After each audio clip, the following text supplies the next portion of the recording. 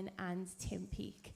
So a few of you may have seen me on TV earlier this year. I was part of a documentary series called Astronauts, Do You Have What It Takes?, which was filmed with the BBC. And I've had a look through some of your questions that you've submitted for Holly today, and some of them are astronaut related. So hopefully I'll get a few tips as well that will help me with my journey.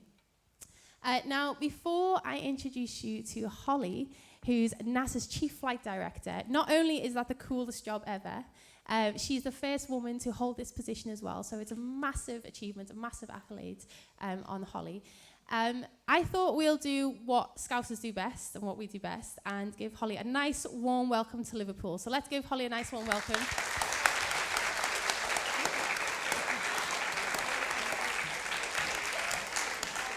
Now, before we get on to our questions, we thought it'd be great if Holly could give an overview of who she is, what she's been doing, and her roles and responsibilities at NASA. So over to you, Holly. All right, well, good afternoon, everyone. So as Jackie said, my name is Holly Ridings. I am the Chief Flight Director at NASA. I'm obviously from the US, and I grew up in Texas. And so when you greet people from Texas, you say howdy, and then everyone says howdy back. So do you guys think you can do that? If I say howdy. Howdy. It's got to be louder. Howdy. Howdy. All right, so now you can do a Liverpool greeting and a Texas greeting. So I'm excited to be here. You guys have to tell me before we start ages. So who's under the age of 13? Oh, all the guys on the front row. Okay, so who's over the age of 13? All the people on the back row. I see a trend here. Okay, I got it. All right, well, by way of introduction, you guys know I'm from Texas, and I work for NASA. And I started out at about the age of 12, getting interested in space. When I was that age, going to elementary school in a small town in Texas. We used to watch the space shuttle launches, and we'd all go into the cafeteria and sit in those tiny little chairs, and they'd wheel in what today would look like these really old TVs, and we would watch the space shuttle launch, and that was 1986. If you guys can do math, you can figure out how old I am. And in 1986, the space shuttle Challenger actually exploded shortly after liftoff. And so even telling this story many years later, it's very sad to me because we care so much about our crew members in space. That's my primary job as a chief flight director, to keep the humans alive and safe in space. And so I was 12 at the time, about the age of some of you guys, and it made a big impression on me, as you can tell. And so that's when I decided I was going to get into space. And then it became my life's passion to try to figure out how to keep humans safe in space. And so that is what I do today for all of NASA's human spaceflight programs, which we're going to talk a little bit about as we answer the questions. And so with that, let's get started. Wow. I mean, what a passionate start. I think we all, we remember these times, we remember these space missions. And of course, this year being the 50th anniversary of Apollo, a lot of stuff's been in the media, in the news about us returning to the moon, and specifically NASA going to the moon. So what are the plans for NASA, and what will you do when we go back to the moon? What are our objectives? Yeah, so talking about the moon is really interesting. How many of you guys were alive when we landed on the moon? Are you sure? It was 50 years ago. You don't look 50. Okay. So anybody was alive when we landed on the moon? Okay, just a few of the teachers. So I was not alive when we landed on the moon. So I have that in common with you guys, right? It's not an experience I lived through. It's not something I remember. It's history. It's something that other people did before we were alive. So we are trying to get back to the moon so that for your generation and myself, so multiple generations of people, we then now know what it is like to go to the moon. And so this time we want to, when we get there, figure out how to stay there, right? It's like I was just in London for a week, and so I can visit London. We visited the moon, but I don't live in London. I don't know very much about it other than which tube to catch to get to Buckingham Palace. But if I lived in London, I would know a lot more about London, right? And so we're trying to get back to the moon to stay there so that we really understand what it's like to live permanently in space.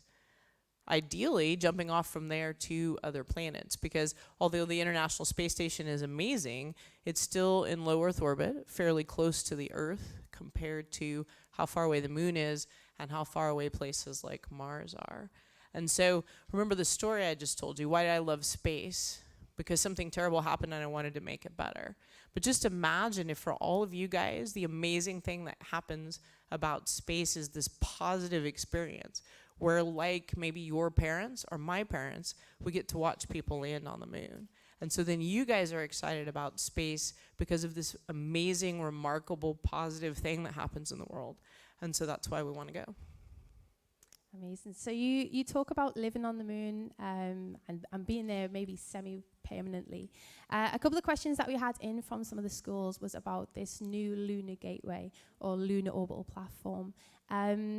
We've seen that this is in plans to be done by around about 2024. What do you think about that? How is it going to work? Are people going to be able to, as you say, springboard from that to a different planet, or will it be mostly used for research? Will it be permanently crewed? How's it going to work? Okay, so let's talk a little bit about the gateway.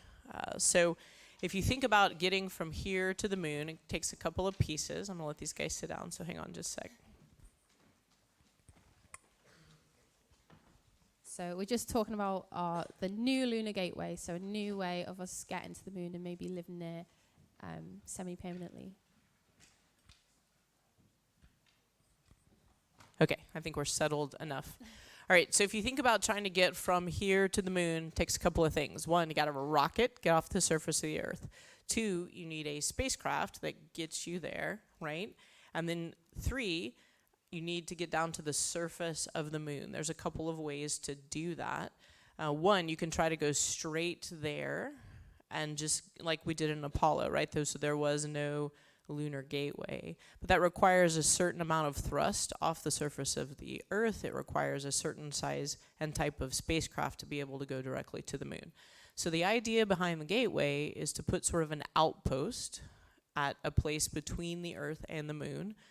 It's in a near rectilinear orbit in our HO. And so it's a little bit closer to the moon than the Earth and kind of a stable point where you can get to it relatively easily. It's not exactly easy, but relatively easily from the Earth. And so the idea is you would take your spaceship that you built, your rocket, you put the spaceship on it, and you launch, and then you get to the gateway. The gateway itself is not a space station like the International Space Station where we have people on it all the time. It really is an outpost. So, maybe if you know someone, or in the States we would say somebody who has a cabin up in the mountains, well, there's not people in it all the time. You just hike up and you use it for a couple of days, while you're going to be in the mountains, and then you come back home. And so it would have power. It would have propulsion, so the ability to move itself around. And then it would have a space where you can dock the spacecraft to it and then transfer over to a lander that is also docked to it, and then you'd head down to the moon and then back up to the gateway, get back into your spacecraft and come on home. And so I think I answered most of the questions, which is one, it won't have people at it permanently. Two, it's really to give you this access point to the moon. We're trying to get to the south pole of the moon, which is kind of a hard place to get to if you want to go straight to the moon. And so this gives you this location where you can, we call it staging. So you get to the gateway and you stage from the gateway while it's in this orbit close to the moon.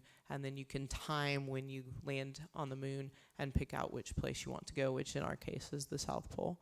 The gateway itself has just been started, so there's a couple of pieces to it. One of them is a power propulsion element, right? So that's how you make sure, again, it'll have solar arrays, it'll have some thrusters, and the contract for that part of the gateway was just recently given to a company, so they've started building it. And then you need, again, that module where you can transfer from your spacecraft over to your lander. And the contract for that part was also just recently given to a company. And so those pieces are being built. And yes, the goal is absolutely to get them done by 2024. I mean, it's quite quick. It is. It's going to be quite a quick turnaround. Do you think then when we've got the Gateway, we'll still have a need for the International Space Station the way it is now? Yeah, so the International Space Station and the Gateway serve really two completely different purposes. The International Space Station is all low Earth orbit. So you're just, what does your poster say? There's a poster, 250 miles roughly above the Earth. And so its purpose is access to and from space for these longer duration missions where we typically, as your poster says, have 6 people live on board the space station.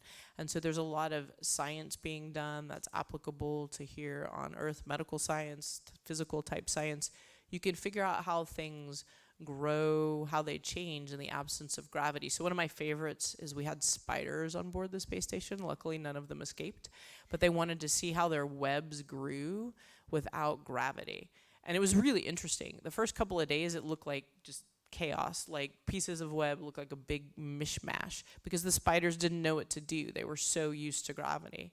But after a little while, they adapted and they started building patterns again. They looked a little bit different than the patterns on Earth, but they could figure out how to function in the absence of gravity. And it taught us a lot about how gravity impacts the spider's ability to build webs. And so that's just a simple example, but you can figure out a lot about how things work on Earth by doing it in space. And so the other piece of the space station is there's a commercial aspect. So what that means, right? NASA is a government, the United States government, and we work a lot with other countries, right? So other governments of other countries.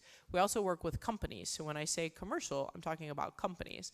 So the International Space Station is also going to work towards allowing companies to grow their businesses in low Earth orbit and provide that opportunity for them. So from a technical standpoint, going to low Earth orbit and going outside of low Earth orbit where you need to be to get down to the moon are two different technical problems to solve. And then you can also do different sort of business type things between those two locations as well. I think it's so interesting how animals and insects can adjust to space like so quickly, but so relatively quickly. As an astronaut in space, what is it like to eat up there, to drink up there, to go to the toilet up there? I know everyone always wants to know what it's like to go to the toilet. What's it like for astronauts in general? Okay, so we haven't talked much about mission control yet, right? So what do I do at home as the chief flight director and being responsible for all of the human spaceflight operations? So mission control in Houston, that's kind of the hub of all of human spaceflight. And our job is we have a team on the ground that takes care of all of the different systems on board the space station, but primarily make sure the crew living on board is safe and accomplishing what we need them to do, right? So you might be the power person, you're in charge of the computers, you're in charge of communication, you look like you'd be really good. You're in charge of their planning all day long. Ooh, somebody over there's got to be life support. One of you guys, you want to be life support? Okay. And so each of you guys has a job, and you sit in mission control. We call them flight controllers, even though we're on the ground, and we take care of the crew on board, right? The crew on board, it's like they're kind of on a big camping trip together. They sleep in sleeping bags. They're hanging up against the wall instead of laying on the floor because there's no gravity, which is kind of cool, right? Their sleeping bags are up against the wall. They have a common area in the space station where they get together and eat every day. The space station is about the size of a 3-bedroom house, so it's a lot of space. And remember, we're here, but look at where your heads are to the ceiling.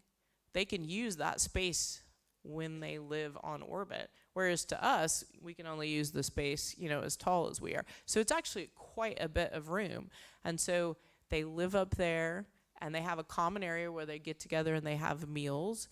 Imagine around a campfire, but there's no fire. Fire is very bad in space. It's one of the 3 worst things that can happen because it uses up all your oxygen and it's hard to get more. So no fire. But there's a table, kind of like the idea of a campfire, and they come together and they eat. The food will float, so you guys can, look at YouTube and there's bubbles and they're trying to grab it.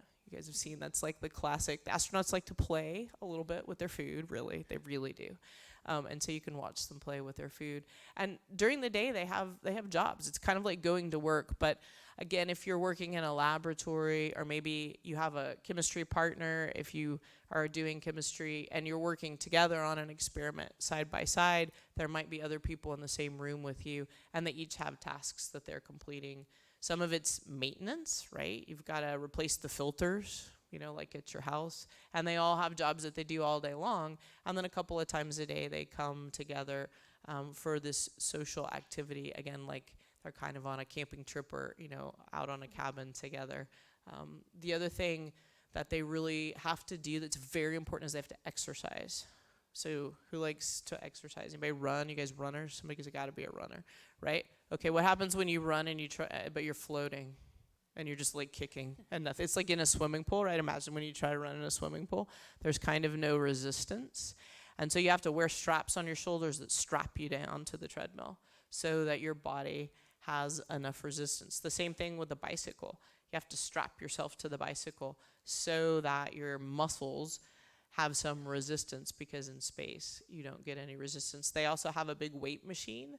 And again, you have to kind of strap everything down so that you can keep your muscles healthy. So they do spend quite a bit of time exercising, because when you live in space for 6 months, all of your bones start to deteriorate and your muscles, but your bones specifically, if you don't do all this exercise.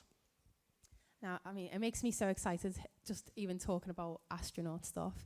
But recently, there was 9 people on the International Space Station. So did that increase the amount of work for everyone in mission control? Yeah, so actually the poster says, the one up there says typically has a crew of 6. And so that's right. We normally have 6, but sometimes we'll have extra folks on board the space station, up to 9. We can go to 11, but only for short periods of time. So again, if you live in a house and you maybe have 2 bedrooms and you maybe have parents and a sibling, well, that's fine. And then, your cousins come over and they stay for a few days. So that's kind of what it's like when we have 9 people on the International Space Station. Someone's sleeping in the hallway or maybe attached to the ceiling, because we don't quite have enough beds for everyone. We also use a little bit more oxygen, right? We were just talking about oxygen. Fires are bad.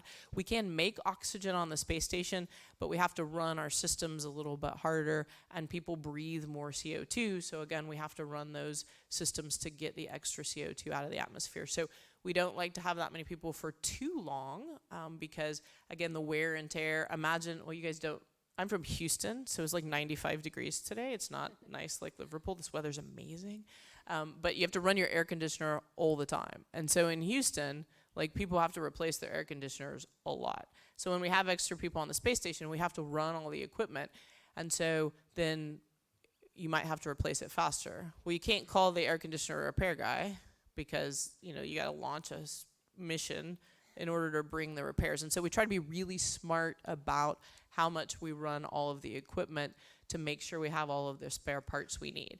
Because if your oxygen generation system or your CO2 scrubbing system break down and you don't have air and you can't take the carbon dioxide out, then that's really bad and you have to come home. So we did have 9, but we typically only do that for a little while.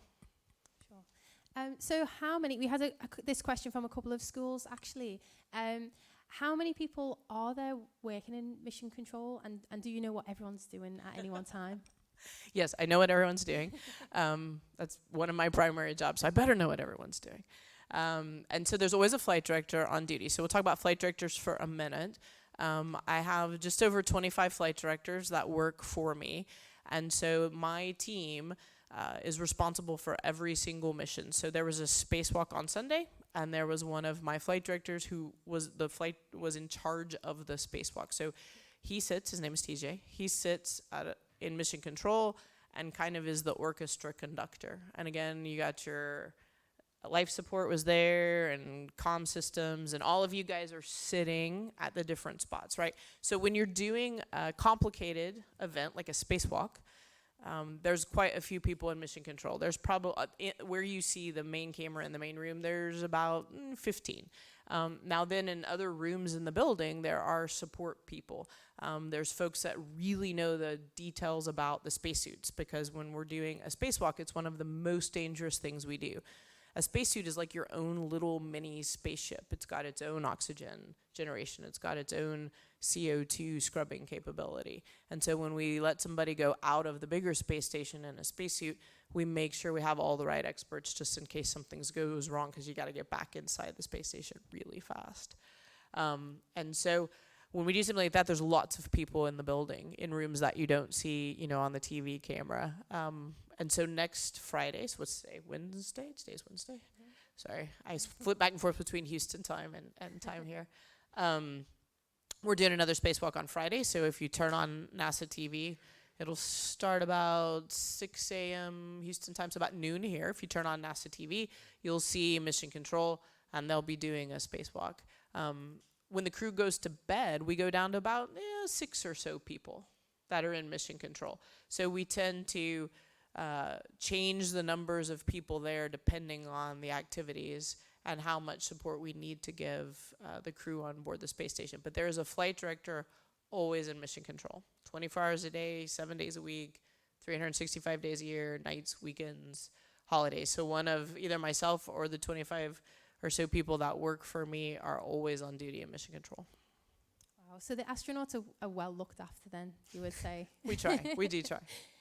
So you mentioned a little bit about spacesuits and safety then, and one of our questions from King's Leadership Academy Hawthorns was about spacesuits and how do they help the astronauts? So I know you mentioned a bit about the oxygen and life support systems, but how else outside would it help them? So where is King's Leadership Academy? That's you guys. Okay, nice to meet you. So spacesuits, right?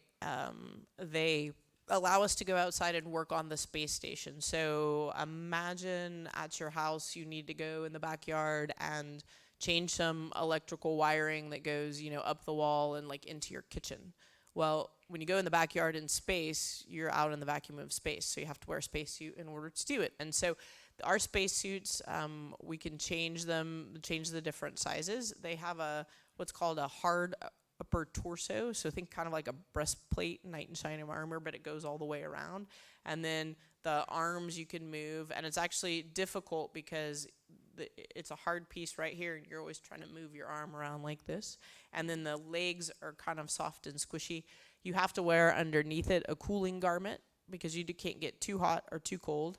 And it's always difficult to try to, when you're in the sunlight, right, because you're orbiting the Earth every 90 minutes. And so you do a spacewalk that's about 6 hours. And so you'll go 6 to 7 hours. And so you could go around the Earth, 3, maybe 4 times if it's a really long spacewalk. So when you're in the shadow, you're really cold. And when you're in the sun, you're really hot. And so you have to regulate that temperature in your spacesuit. You also have gloves. The gloves actually are made for the individual hands of the astronauts, and it's, imagine going out in the snow with like a really big kind of bulky mitten, and then you're trying to do like open heart surgery. Like it's really difficult to get the right dexterity to hold all of the tools and to do all the things. And imagine you're doing all that while you're floating around. And so it's pretty challenging for them to be stable and still enough. So sometimes we'll put their feet at the end of the robotic arm. And so it's called an APFR, articulating portable foot restraint. Put your feet at the end of the robotic arm so that then they have something to push against, right? Their feet are held by the arm to keep themselves a little more stable to do the work they need to do. But a lot of these spacewalks, there's a series actually of 5 in a row. We did the first one on Sunday, the second one will be on Friday, and then about every 5 days we'll finish that sequence. We're changing out batteries. So our solar rays charge up, right, in the sunlight, and then discharge in the shadow, and when they charge up, they put the energy into the batteries. And we have old batteries, and so we're actually putting new batteries. They're just like batteries on Earth, where over time their ability to charge and discharge it gets less and less. And so we're replacing all of those batteries, except for instead of being like, a AA, they're like this big. And so the crew members are moving around, these big bulky batteries, trying to change out all of them. And so that's the sequence of EVAs we're doing right now. So it takes some skill then to become an astronaut and It does. to be in that suit for essentially what is your entire school day. Can you imagine being in a big bulky space suit, not even be able to scratch your nose or anything like that? It'd be quite difficult, right? There's actually a nose scratcher just for that reason, right? So there's a there's a big helmet and a faceplate, and you're really in the suit for like 10 to 12 hours by the time you get in, and then you got to depress the airlock, right? So you take all the air out of the airlock, and then you open it, to the vacuum of space, and you go out, and then you come back in. So there is literally a nose scratcher over here. You go like that with your nose. Amazing. So they literally think of everything. So another one of the questions that we had from, I think it was St. Nicholas, or maybe it was King's Leadership Academy Hawthorns again.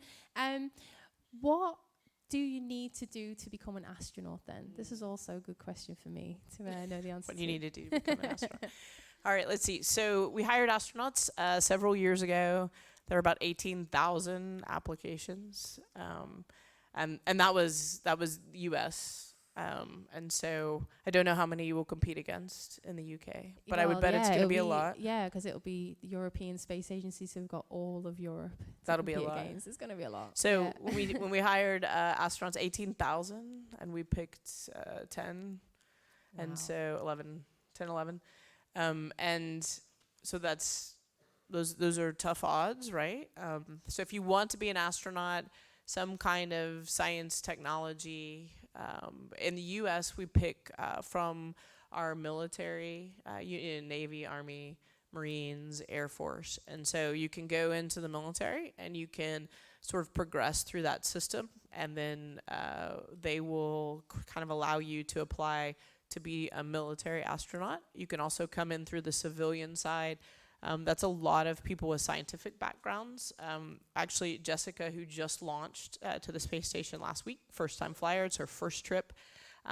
She did research on penguins in Antarctica, as an example, which is kind of cool. One of the other women who lived on the space station a year or so ago, her name is Kate Rubens. She was in the jungle trying to figure out how to deal with Ebola, before she became an astronaut. So it's a lot of, scientific type research. So math, science, technology, engineering. My background is mechanical engineering, and a lot of them do have engineering type degrees as well. So you've got to usually have an advanced degree of some sort. And so ours are bachelor's and masters, and in the UK, maybe the same nomenclature, some type of technical background. And then, you really have to be able to get along in teams. And maybe Jackie can talk about this, we were talking about before, right? But you're on a camping trip where you can't leave with these people, right? So do you guys get along very well? Do you want to go camping together for 6 months with no other people? Would you still be getting along, right? I think they're saying yes, they want to go. I don't know. What about you guys back there that are older? My nephew is your age. I'm not sure. So, there's a lot of the teamwork and the psychological evaluation that goes into trying to find the right people with the right attitude and the right perspective to be able to do something like that. You were talking about it earlier. Yeah, no, I think that's exactly right. And I think while you're still young, learning those skills about being in a team and developing your science and technology and your math skills and your engineering skills, they're all fantastic things to have, regardless of if you pursue a career in space anyway. And you're exactly right. You definitely need to get on with your teammates, or learn to live with them, because you're going to be with them for a while. You're going to be literally sleeping in the same place, eating in the same place with the same people. It's not like you can just wander off and watch TV or go outside for a walk. You're literally stuck there. But you mentioned before about how safety is, it's really, really important to you, and that's what inspired you and motivated you to get into the role that you're in today.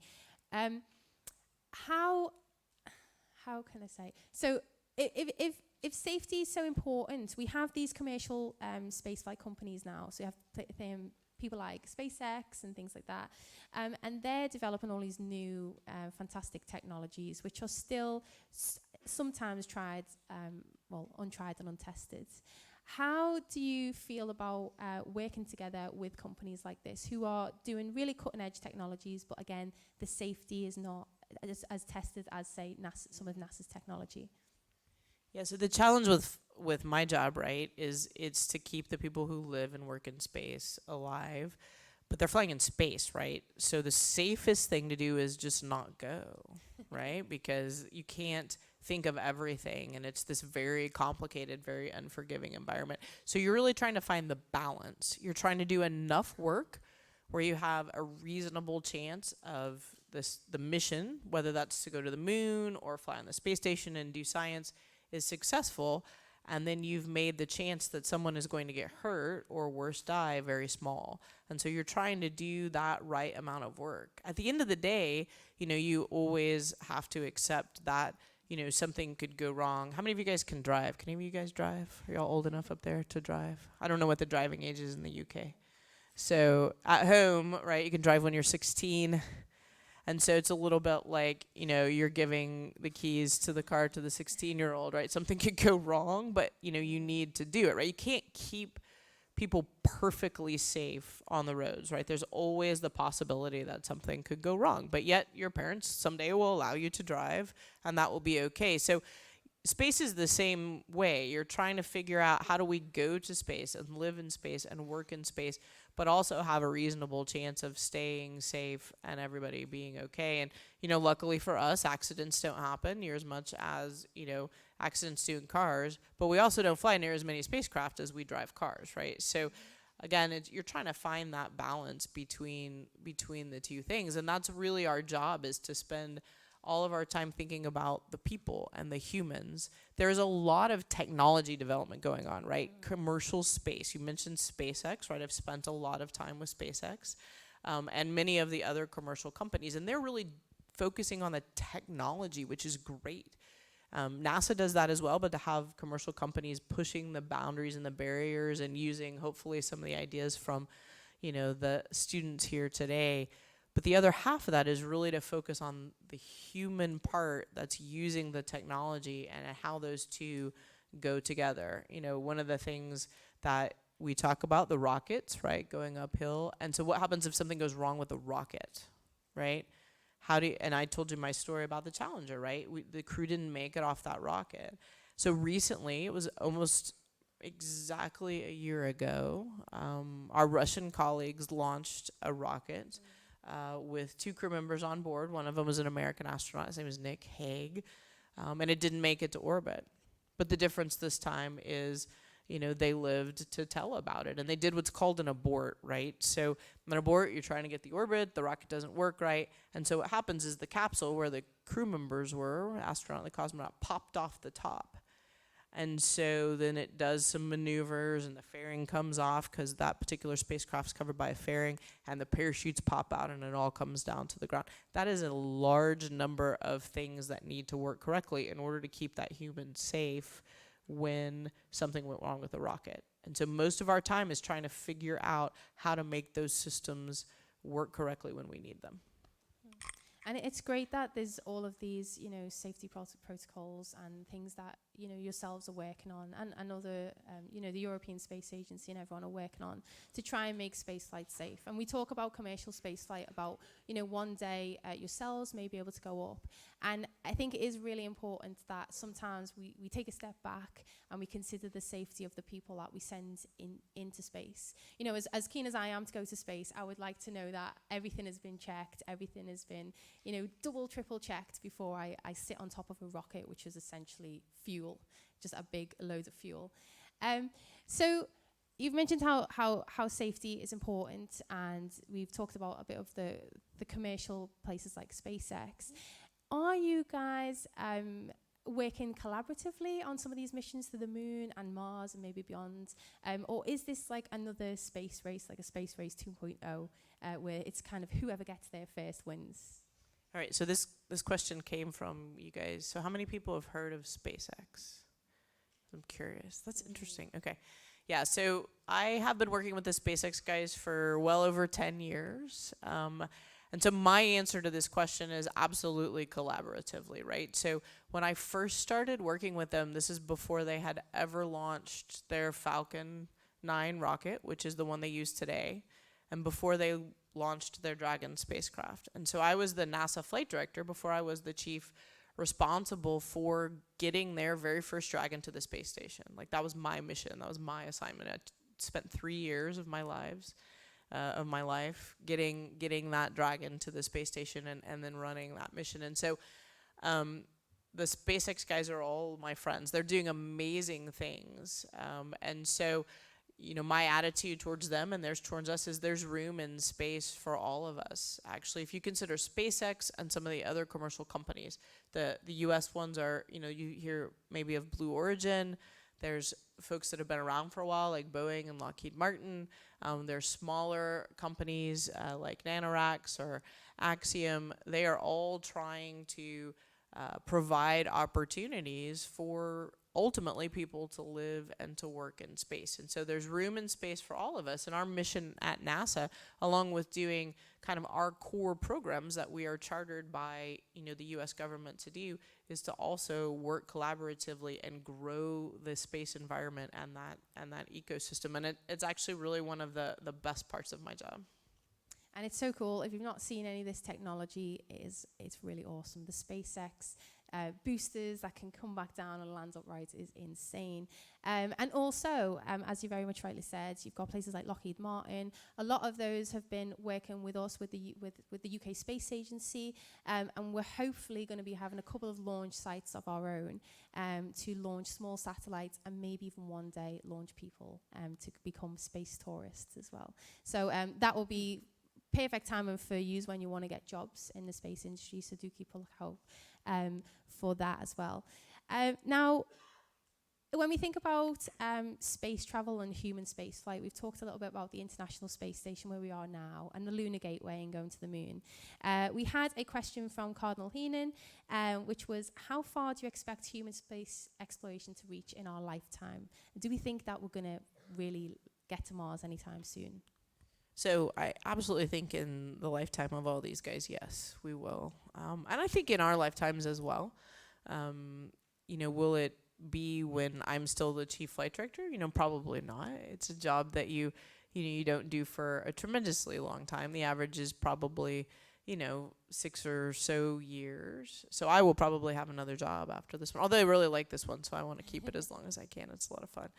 But I definitely think, in your lifetimes, and, what Jackie was saying is there's so many ways to get involved in space, right? If you like to design things, right? Certainly at my house, we like to design things and build things, so the engineering part of it. If you love business, there's a lot of business opportunities in space, trying to figure out the economics of it, which is actually really pretty fascinating when you kind of dig into it, if you like that type of thing. If you like the human aspect of it, where kind of the technology and the engineering meets, the people and the communication. There's operations like what I do. And so there's going to be small companies and small satellites. There's going to be governments. There's going to be big companies. So there's lots and lots of opportunities. So I think all of that will come together, and in you guys' lifetime for sure. And I think mine just maybe a little bit after I have this job, we'll end up getting to the moon and then on to Mars, which will be amazing.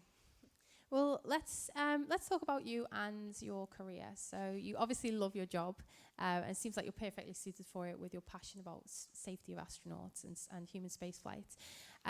Did you always know that you wanted to work at NASA when you were studying your engineering degree?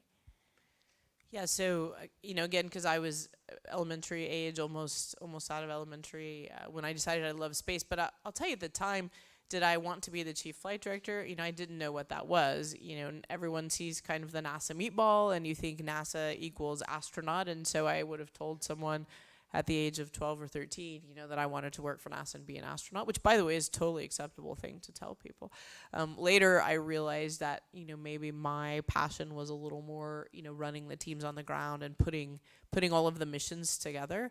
I like to take all the puzzle pieces and figure out, how to assemble them and make something amazing. And when things go wrong, you have to do it really, really fast. And so when I was young, we had this game, and it was called Perfection, and you would have to put all the shapes in, and then it would like explode if you didn't get them in fast enough, right? And so, essentially anytime something goes wrong in space, that's it. Like the clock starts and you're trying to assemble all of the things into a pattern that solves the problem, as fast as you can. And I love the challenge of it. So I figured out that kind of this job is the right way to do it. The other thing for me is I love teams, creating teams, teaching teams, growing teams. You can do so much more as a team than you can as an individual. And, I'm really an introverted person. I don't know, you guys may not be old enough to know if you're an introvert or an extrovert, but it means I don't really like to talk to people. Engineers in general don't really like to talk to people. So it's okay if you don't like to talk to people and you want to be an engineer, because you might end up like me because I'm talking to you, and it's perfectly fine. But, it took me a while to kind of understand that part of the job was something that I could grow and learn it. And I'm still learning and developing how I communicate with folks, and it's a good challenge for me. I think what you say is correct about probably mathematicians as well. I know I was definitely quiet when I was your age, and probably only started really talking to people in my 20s. So I completely agree with that. But these are the skills, as we say, these are the skills that you develop later on in life, and all of the skills that you have and you develop at school are very much needed within the space sector and technology sector as well. Yeah, the thing that made a big difference for me is I played sports, right? And so you're kind of forced to communicate with your teammates. So even if you don't like sports, I would find, something else that you're super interested in that requires you to kind of, work as a team, because it's a good way to teach you all of those skills. It also teaches you resiliency. We were talking about this earlier today, right? And now you're on this camping trip with like 6 of your favorite friends, and you literally cannot get away from them. And so, you've got to be very mentally stable when things go wrong. You've got to just pick yourself up and, take a deep breath and move on, right? And so, learning that skill and not, being able to handle being frustrated, mad, sad, tired in a way that continues to help the team move forward. That takes a long time to learn. And so, but you can learn it anywhere. It doesn't matter if it's, robotics competition or chess club or the choir, or if you play musical instruments. And so, that to me is almost the most important skill is being able to work through all that and work together as a team. You mentioned playing sports. So one of the questions that we had from St. Nicholas was, what hobbies do you have? So tell us about the Holly outside of NASA. Where is St. Nicholas? Where are you? Oh, you guys. Hi. What hobbies? Let's see. So right now it's talking to you guys. This is fun for me. I enjoy it. No, in all seriousness, so between work, and then my son just turned 8, there's not a tremendous amount of time for hobbies, but when I do have time, I actually love to exercise. It's from the sports, and so I do still try, to do some competitive sports. I'm super competitive, maybe just a little competitive. So I do still really enjoy doing that. It just gives you a goal and something to strive for. And I love to read, and I actually love to travel. Right, so. We were in London a week before this. I was introducing, my son. He'd not been here before, and so if I have time, I read anything, everything, and travel, and then try to exercise as much as possible. Amazing. I don't know how you get the time, to be honest. It seems like you're describing what is already a 24-hour commitment to the astronaut safety and stuff on board. I know there's a team behind yourself as well. But I don't know how you find the time, but it's great that you do. So as a woman in STEM, in science, technology, engineering, and maths, sometimes it's quite noticeable that we realize that we're the only woman in the room, essentially. And I remember watching a documentary recently with Poppy Northcutt, and she was saying how she was the only woman in the room, and sometimes she felt some pressure because of that. Can you tell us about what it's like for you, being the first, female chief flight director of NASA? Yeah, so I mean, first of all, the NASA community, right, is amazing, and so I've always been incredibly supported, and it's interesting. I'm from a small town in Texas, and I think I was taught, just walk in the room like you're supposed to be there. So for all of the girls, I would tell you, just walk in the room like you're supposed to be there, right? People will treat you how you see yourself, and so you should just be there. Don't ever think for a second that you shouldn't be, wherever that is, right? And I also then answer this question generically because my son is 8, and so I tend to focus more on just students in general than specifically the females. I enjoy being a role model for the females, and I think it's important because I could see females doing things growing up, but most of my mentors and my role models were males, and I'm very conscious that my son will grow up watching me. So to me, it's as important that male boys and girls can see, again, both boys and girls doing all of the jobs they need and they are excited about and they might want to do, because then it just becomes normal. Then you see people's abilities and their passion and their capability and their work ethic, and that's what you see. You don't see anymore if I'm a boy or I'm a girl, and that's where you just need to get to, that it doesn't matter. I think that's really nice advice to say, walk in as if you belong there. You do belong there. I think that's really good advice. And I know that me particularly, I think not so much being the only woman in theoretical physics, but I think sometimes being a Scouser, now where I work down in London, it's really obvious that I sound different to everyone else who I work with. And sometimes I do feel like, oh, maybe I'm not supposed to be here. What other advice besides obviously the great advice of walk in and own it, because you've worked hard and you do belong there. What other advice would you give to not only girls, because I know you've just said it's important for everyone, but maybe people like us who are from a working class background, who are a little bit different, who don't always get all of the opportunities that maybe people from the big cities, from London and stuff get. What advice would you give us to pursue a space career?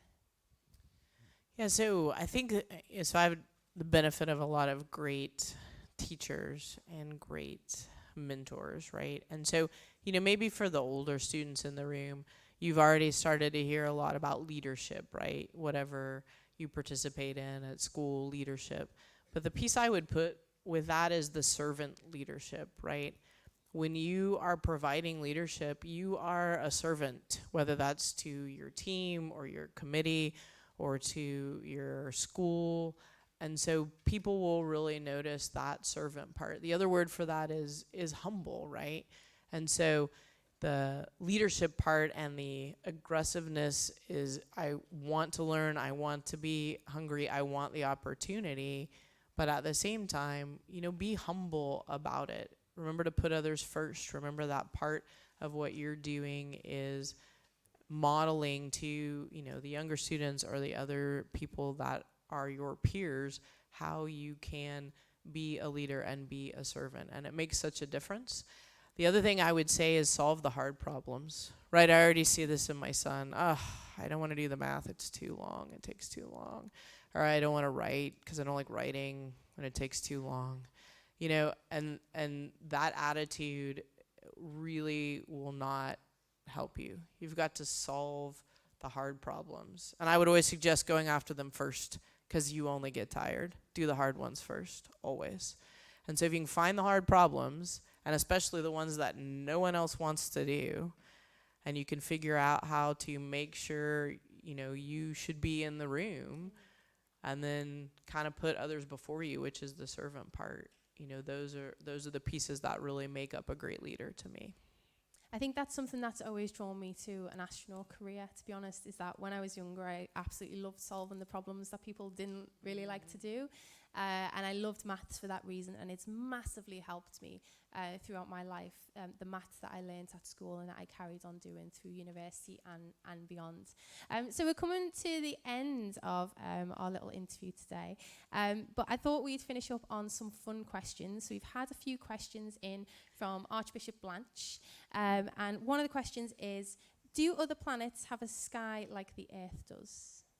Oh, that's kind of a fun. Where are you guys? Archbishop Lance. That's good. Do the other planets have a sky like the Earth does? So the quick answer is not exactly. They don't have atmosphere that makes like a nice blue sky with the clouds. Actually, the weather was so nice today. So thank you guys. I heard it rains here, but I haven't seen any rain yet. It's probably raining while we're in here right now, probably.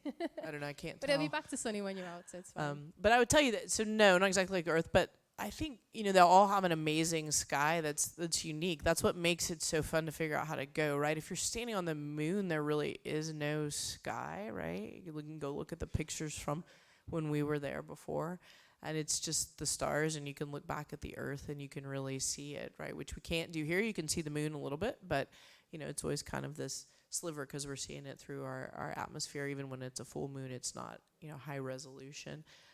I personally would love, to go somewhere like Saturn. Can't really stand on the surface of Saturn, at least not in human form. It wouldn't be good for our bodies, and we don't quite have the technology to handle Saturn's atmosphere. But, can you imagine standing and you're looking like back at the rings? What would that look like? So I think they're all going to be a little different, and someday we'll get the opportunity to see them all.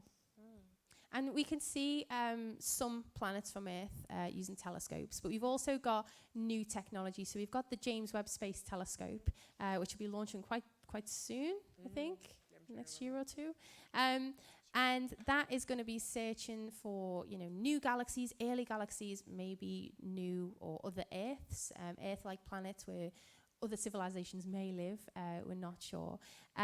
So are you involved in any telescope missions or deep space missions? Yeah, so the telescope missions, so the Hubble telescope, right, Hubble Space Telescope, which again happened probably before most of you guys were paying attention to space stuff, launched in the payload bay of the space shuttle. So the payload bay of the space shuttle was about the same size as in the U.S. we'd say like a yellow bus. You guys have yellow buses, no, like a school bus, and they're yellow, right? So if you came here on a school bus, that's about how big it is. The James Webb telescope has to launch on an unmanned rocket. It's like 3 times the size. It's really, really big. And so they did a lot of the testing of the telescope at the Johnson Space Center, where I work in Houston, Texas.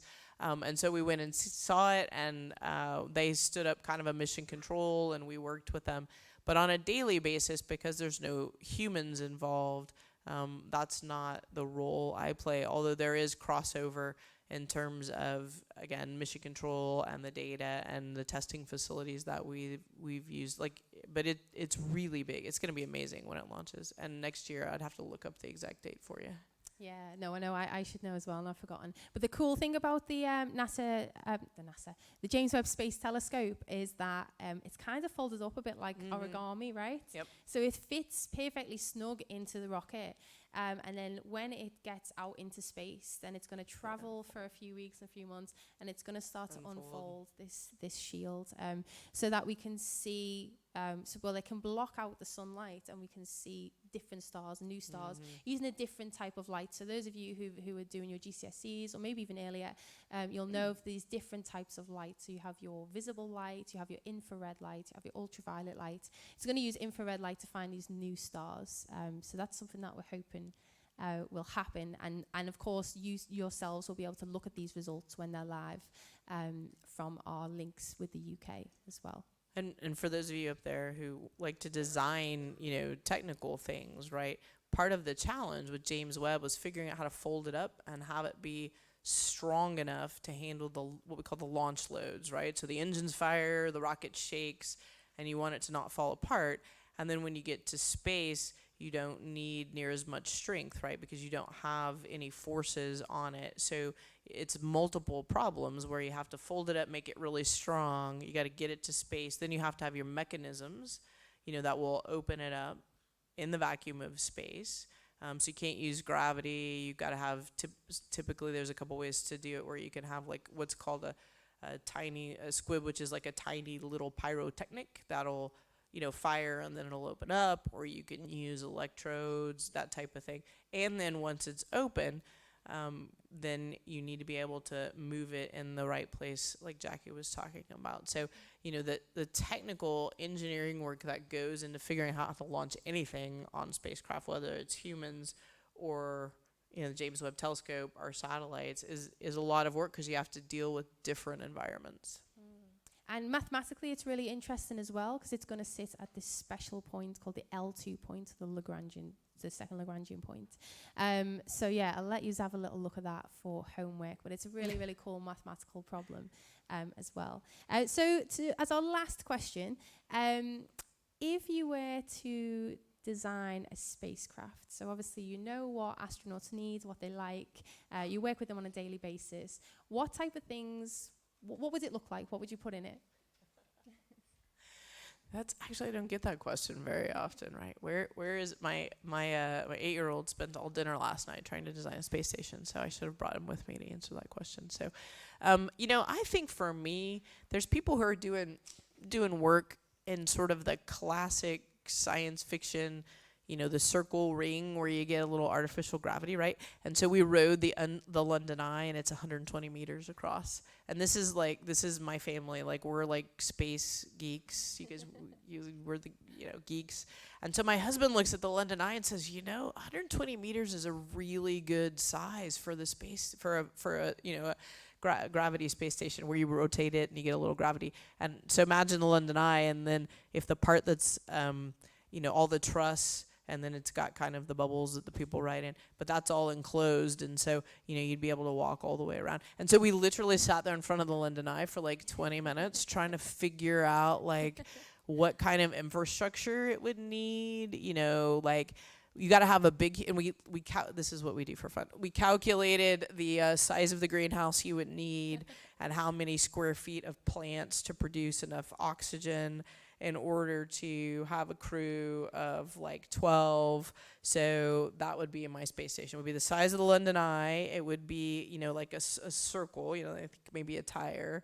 And then the internal space, the circle in the middle, would all be, but you basically have to have the whole thing be greenhouse, by the way. You need a lot of plants to get enough oxygen if you don't take it with you. And then we were working on the assembly part, right? So we saw this video, and when they assembled the London Eye, they brought in the segments and laid them in the river, and then they lifted the whole thing up. And so then we were like, okay, how many rocket launches would it take to break the segments down into small enough pieces and put them on the biggest rocket we have in order to get them up there? And so there's my space day. And I am not joking. Like, we were doing this on Sunday, like 4 days ago. So. I love that. I absolutely love that. There's no way, I don't think my parents would entertain me talking about how the London Eye could become a spacecraft. They'd just be like, yeah, okay, Jackie, let's go. We've been standing here too long. But I absolutely love that. Who here thinks they could probably get away with that at home, having that conversation at home? Not many people, right? Yeah, but it would be so cool, right? I think more of us should try and do that. So I don't know about all of you, but I've had a fantastic time. I think, Holly, you're an absolute inspiration. I could literally talk to you all day, but I know I won't because I don't want to tire you out. But can we all give a big, massive round of applause again to Holly?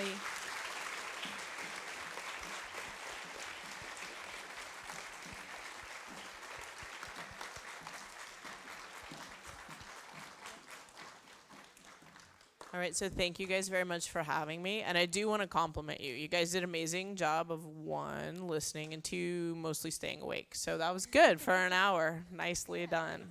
So hopefully this was more fun than whatever you were going to do in your classrooms today. Thank you, guys. Thanks.